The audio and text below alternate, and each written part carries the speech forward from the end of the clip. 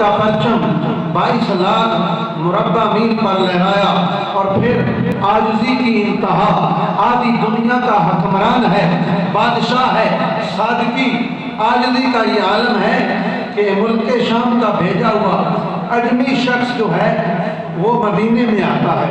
अजमी आम शख्स मुल्क शाम का भेजा हुआ, वहाँ के बादशाह ने इसको भेजा तो ये मदीना में आया और मदीना में आकर इसने कहा, लोगों से पूछा कि मैं अमीरुल मोमिनीन मुसलमानों के बादशाह से मुलाकात करना चाहता हूँ, मैं मिलना चाहता हूँ। तो बरादरान इस्लाम इसको बताया गया कि जाओ कहीं जंगल में या शहर में वीरानगे में खजूरों के बाग में उमर मिलेंगे।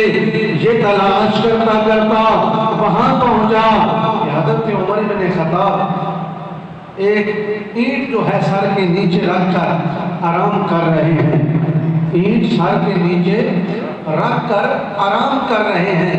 तो देखा कि उमर बड़ी सुकून की चैन की नींद सो रहा है। तो कहने लगा, हमारे बादशाहों को कुरैशों और बड़े बड़े जो हैं वो पलंग, उन पर भी सुकून की नींद नहीं आती।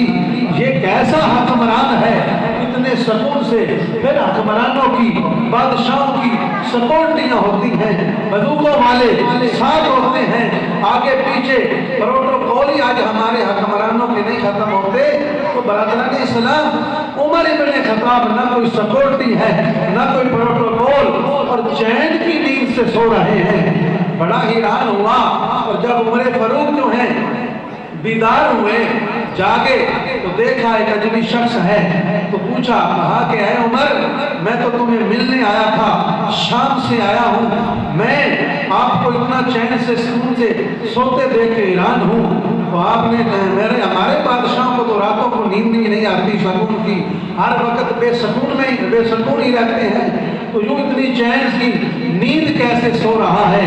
तो उमर इब्न खत्ताब ने कहा कि जो अदल करे वो फिर चैन की नींद ही सोते हैं। तो एक और भी शख्स आया, उसका भी